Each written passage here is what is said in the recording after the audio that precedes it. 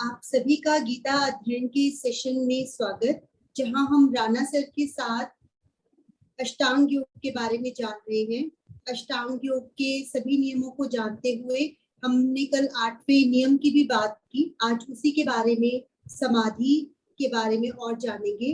Rana sir को प्रणाम और सर से निवेदन कि आज की चर्चा को शुरू करें। सभी को बहुत बहुत प्रणाम। पहले तो अगर अभी तक जो चर्चा की है उस पर कोई प्रश्न है, कोई शंका है या कुछ कहना है तो उसे ले लें तो ज़्यादा बेहतर रहेगा, नहीं तो फिर हम आगे चलेंगे। किसी ने भी अगर कोई प्रश्न है या कोई कुछ बात पे डिस्कशन करनी है तो हम उसको अभी ले सकते हैं। मैं कोशिश करूंगा कि आपकी कोई जिज्ञासा हो तो उसका समाधान कर पाऊं।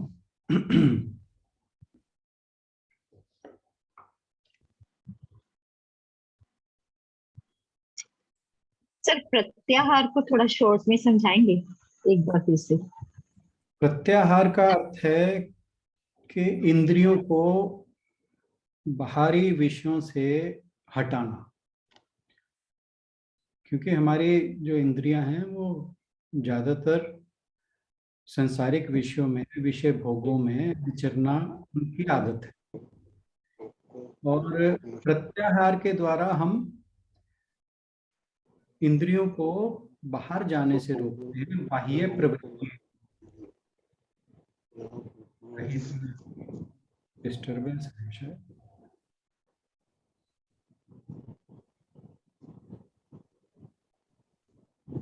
जी देखना किसी की डिस्टर्बेंस आ रही है।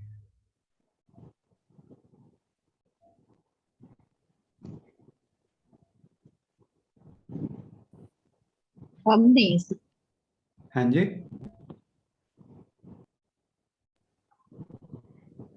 अब तो नहीं है। हाँ जी, अब नहीं है, ठीक है।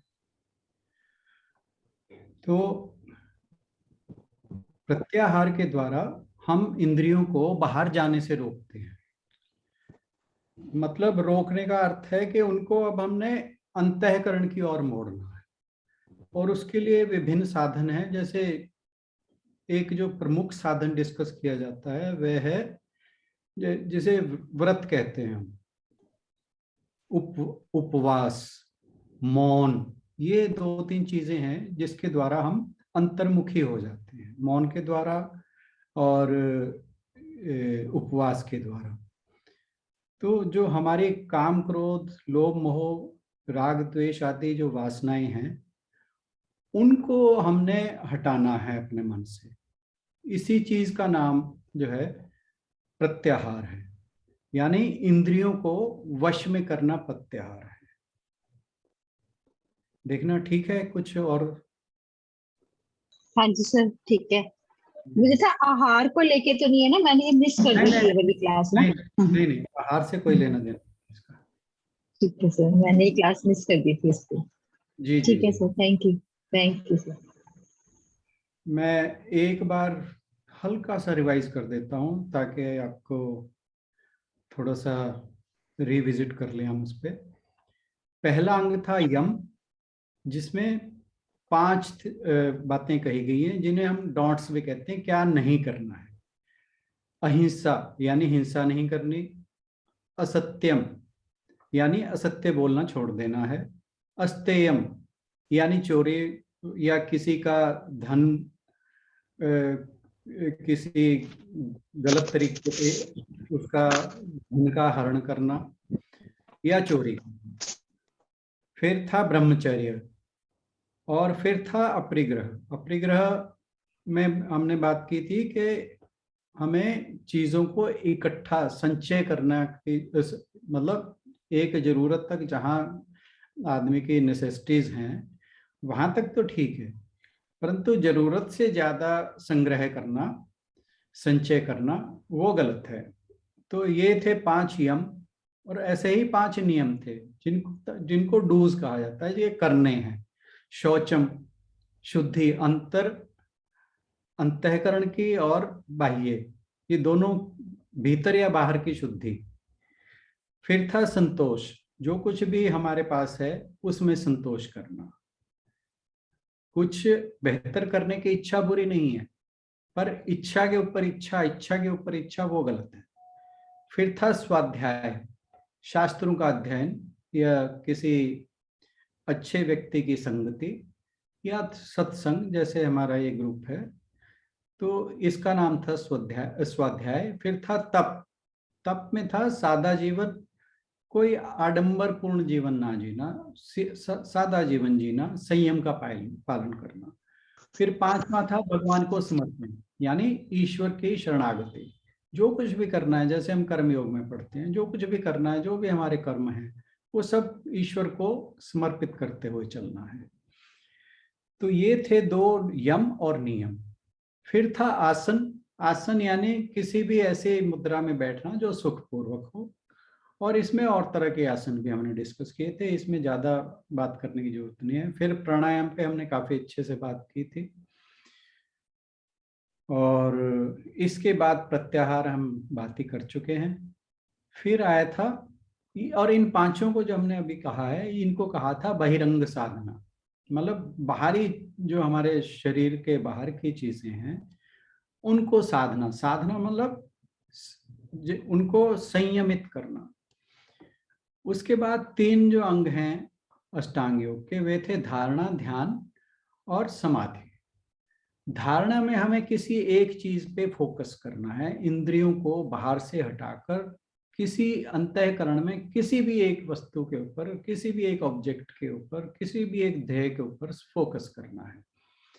ये हालांकि ये सबसे कठिन काम है, क्योंकि जब आपकी धारणा सिद्ध होगी फिर ध्यान लगना मुश्किल नहीं है। ध्यान आपका सिद्ध हो गया तो समाधि मुश्किल नहीं है।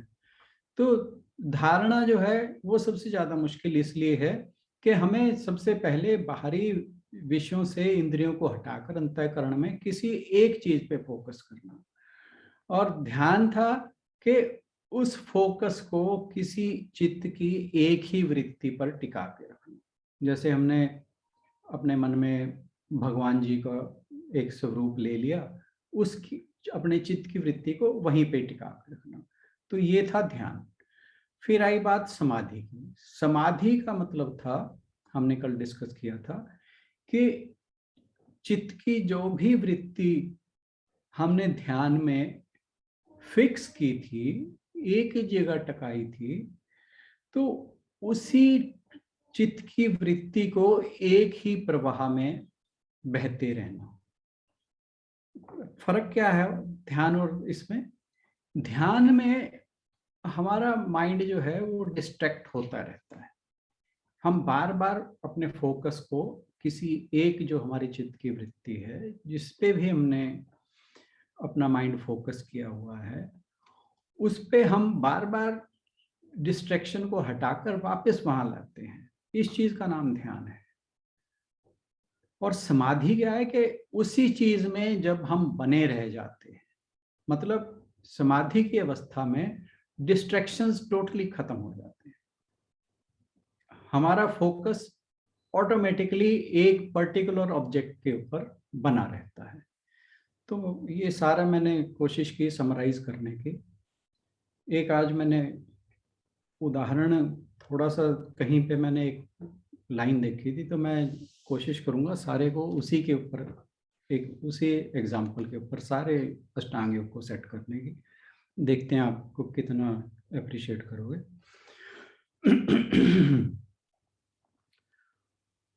अब हम बात कर रहे थे समाधि की, और मैंने कहा था कि समाधि जो है वो 2 तरह की होती है। और लास्ट में मैंने एक लाइन कही थी कि जब मनुष्य समाधिस्थ होता है, कि यानी जब समाधि में वो समाधि की अवस्था को प्राप्त हो जाता है, तो कोई कितना भी महामूर्ख हो, समाधि के बाद वह महापंडित बन के ही निकलता है। यानी उसका जो ज्ञान है, जैसे हम गीता में बात करते हैं कि ज्ञान कहीं जाता नहीं है, उसे अज्ञान के आवरण ने ढक रखा है। जहां ज्ञान हटा तो ज्ञान स्वयं प्रकाशित है, वो अपने आप फूट पड़ेगा। तो जब हम समाधि की अवस्था में होते हैं, अज्ञान हमारा हट जाता है, तो कोई भी अगर मूर्ख भी है व्यक्ति तो वह ज्ञानी हो जाता है। अब हम एक चीज डिस्कस करते रहते हैं, गीता में ही कर रहे हैं, बहुत दिनों से कर रहे हैं, कि हम ये कहते हैं कि हम शरीर नहीं है बल्कि हम आत्मा है। इस चीज को हमें जानना है। अब हम रोज डिस्कस करते हैं, रोज इसकी बात करते हैं, तो ये बात हमारी समझ तो आ जाती है कि हाँ वाकई हम शरीर तो नहीं है, आत्मा है, परंतु ये हम चीज एक्सपीरियंस नहीं कर पाते। एक्सपीरियंस हमारा कुछ और रहता है। मेरे यहाँ मच्छर काट गया, मैं कैसे कह दूं कि मैं आत्मा हूँ, शरीर नहीं हूँ, है ना? तो बड़ा मुश्किल हो जाता है। और विचार, सारा दिन हमारे मन में तरह तरह के विचार चलते रहते हैं। और जबकि हम कहते हैं ये, जब हम ये सोचेंगे कि मैं शरीर नहीं आत्मा हूँ, उस समय विचारों का आना जाना रुक जाएगा और ये हम एक्सपीरियंस नहीं कर पाते, क्योंकि हमारे तो सारा दिन में विचार चलते रहते हैं। हर टाइम कोई ना कोई विचार चल रहा है। ये ठीक है कि जब हम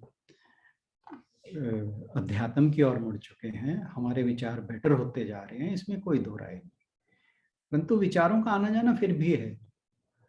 तो विचार शून्यता कहें तो वो पॉसिबल नहीं है, और ये समाधि की अवस्था में ही पॉसिबल है।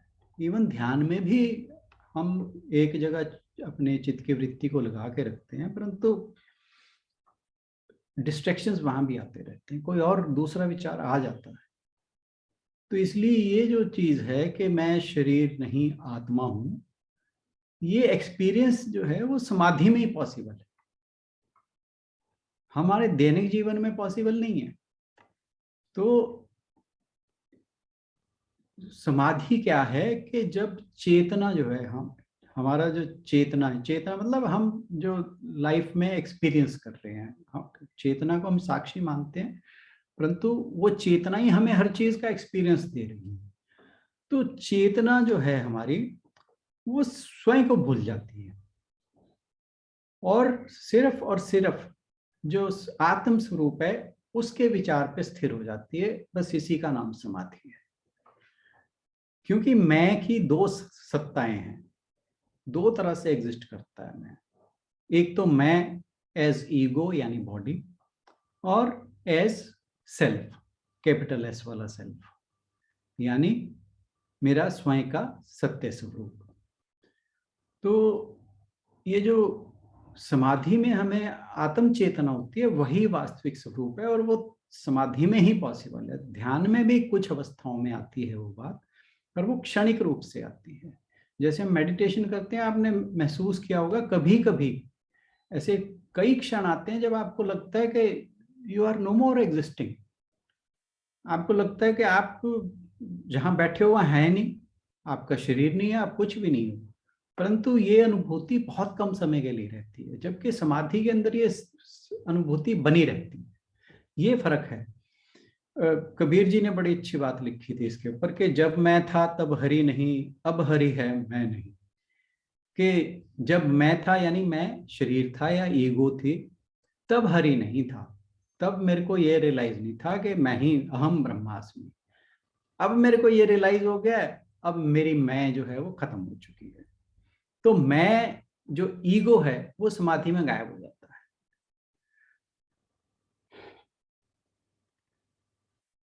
अब आते हैं बात समाधि की जो दो अवस्थाएं हैं, सविकल्प और निर्विकल्प। सविकल्प को संप्रज्ञात समाधि भी कहते हैं।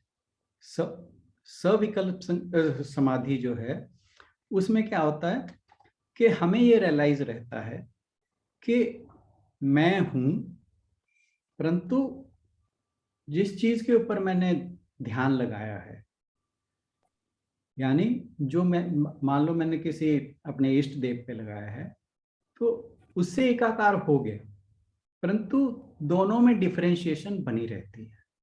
मतलब जो ये सेल्फ है और जो भगवान है, गॉड है, या जो भी ऑब्जेक्ट है, हमारी ध्येय जिसे कहा, मतलब ध्येय और ध्याता, इनमें डिफरेंस बना रहता है। हालांकि ये हो जाता है कि उसके बीच का डिफरेंस जो है वो बहुत सटल रह जाता है। तो इसको कहा है सविकल्प समाधि। इसमें क्या है कि उसमें मन की सारी बुराइयां गिर जाती हैं, सारी अशुद्धता खत्म हो जाती है। परंतु जो असंप्रज्ञात समाधि है, यानी निर्विकल्प समाधि है, उसमें मन की बुराइयों के साथ साथ अच्छाइयां भी गिर जाती हैं, क्योंकि जो शुद्ध अवस्था को धारण करने वाला मन है वही खत्म हो जाता है। निर्विकल्प में ये चीज की एग्जिस्टेंस ही खत्म हो जाती है। और क्योंकि जब तक मन है तब तक देह का बोध रहता है, मतलब हमें देह के बारे में फीलिंग तब तक रहती है जब तक हमारा मन है।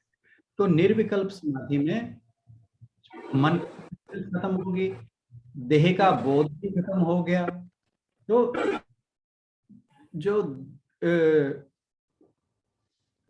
देह है उसका हमें ये नहीं लगता, समाधि में ऐसा लगता है कि अब देह नहीं, मैं केवल ये जो मेरा वास्तविक स्वरूप है, मैं सिर्फ ये हूं। और अब होता क्या है, जब समाधि की अवस्था आ जाती है, मन गिर गया, देह गिर गई, फिर व्यवहार कैसे होगा? ठीक है, अब एक जीवित व्यक्ति है, उसने समाधि की अवस्था ग्रहण कर ली, फिर व्यवहार कैसे चलेगा? क्योंकि मन गिर चुका है। अब क्या होता है कि हमारे चित्त में पूर्व जन्म के या संस्कार हैं या हमारा प्रारब्ध है, अब वो कहीं नहीं जाता। हमने जो हमारा माइंड इधर उधर विचरता है उसको तो कंट्रोल कर लिया समाधि की अवस्था में, वो हमारे उस एक किस्म से उसकी एग्जिस्टेंस खत्म हो गई।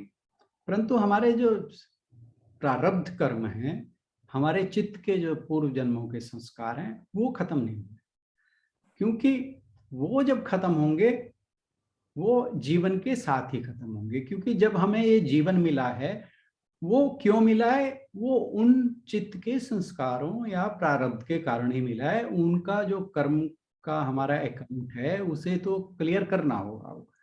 तो समाधि की अवस्था में जब हमारा शरीर चल रहा है, तो शरीर का और व्यवहार, जो जगत का व्यवहार है, जिसे हम जैसे जीवन मुक्त की बात करते हैं, तो वहां पर ये जो हमारे चित्त के संस्कार हैं और हमारा प्रारब्ध है, सिर्फ वही हमारे जीवन को व्यवहार में रखता है।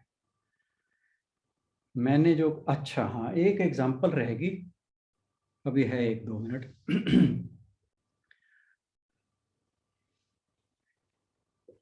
हम अपने जीवन को मान लीजिए कि एक नदी की धारा की तरह मानते हैं, जो जीवन की धारा है। अब जो संसारिक व्यक्ति है वो एक किनारे पे खड़ा है, और अगर वो सिर्फ संसार के ही बारे में सोचता है और उसका अध्यात्म में कोई रुचि नहीं है, तो उसे लगता है कि ये जो नदी है, पानी सामने है, इधर दुनिया है और बस यही जीवन है। परंतु जब मनुष्य में जिज्ञासा जागती है, तो उसे ये बोध होता है कि इस पानी का जो बह रहा है धारा, इसका दूसरा छोर क्या है? वो जो दूसरा छोर है वो समाधि है।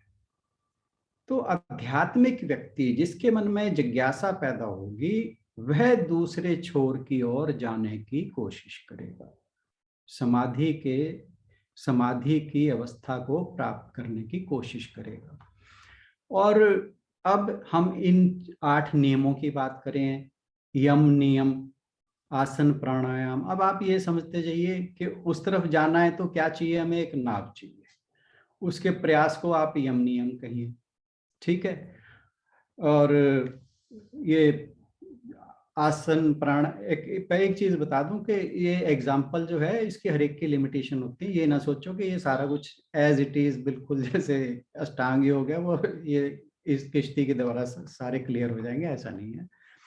आप जो चप्पू है उसे ध्यान समझिए कि ध्यान हम कोशिश कर रहे हैं ताकि हमारा ध्यान लगे।